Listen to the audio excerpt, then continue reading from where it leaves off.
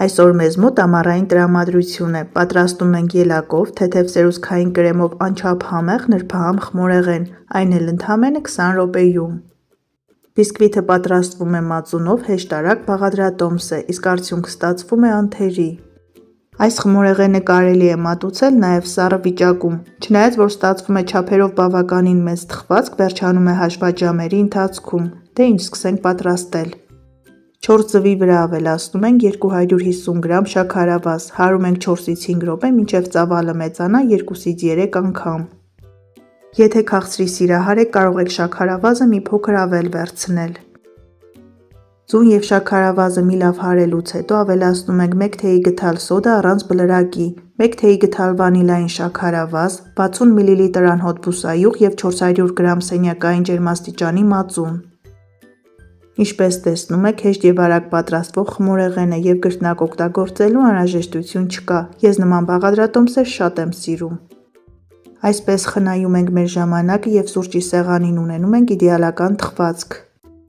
Ավելացնում ենք 400-ից 450 գ ալյուր, կախված հավկիթների մեծությունից, ալյուրի որակից կարող է չափը տարբերվել։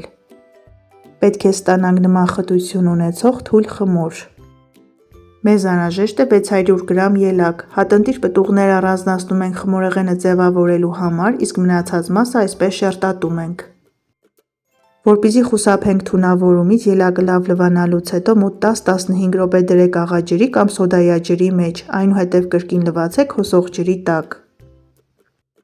Ջեռոցի տապակի վրա յուղաթուղթ ենք դնում, լցնում ենք ստացված խմորի կեսը և համաչափ տարածում ենք։ Դնում ենք ելակի շերտը, ավելացնում ենք խմորի մնացած մասը։ Ելակի շերտի վրա խմոր ավելացնում ենք գդալ, այնուհետև տարածում ենք, որպեսզի ավելի հեշտ լինի։ Թխում ենք նախապես 180 աշճան տաքացված ջեռոցում, մինչև լավ բարձրանա և գեղեցիկ կարմրի։ Մինչ բիսկվիթի շերտը կթխվի, պատրաստենք կրեմը, որի համար մեզ անհրաժեշտ է 250 մլ սառը սերուցք և 2 ճաշի գդալ շաքարի փոշի։ Որպեսզի ստանանք համեղ կրեմ, սերուցքը պետք է ունենա 32 և ավել տոկոս յուղայնություն և պարտադիր պետք է լինի սառը վիճակում։ Սկզբից հարում ենք հարիչի ամենացածր արագությամբ, այնուհետև քիչ-քիչ բարձրացնում ենք և 4-ից 5 րոպե անց ստանում ենք այսպիսի թեթև կրեմ։ Բիսկվիթը արդեն պատրաստ է, տեսեք թե ինչ ընտիր է ստացվել։ Թողնում ենք դառնա սենյակային ջերմաստիճանի, այնուհետև ձևավորում ենք։ Նախընտրելի է նախքան կտրելը խմորեղենը դնել սառնարեն և սպասել առնվազն 1 ժամ, այդպես այն ավելի համեղ է ստացվում և համը հիշեցնում է պաղպաղակի համի։ Արդյունքում ստանում ենք փափուկ բիսկվիթով, արտահայտիչ ելակի համով, թեթև սերուցքային կրեմով բերանում հալվող խմորեղեն։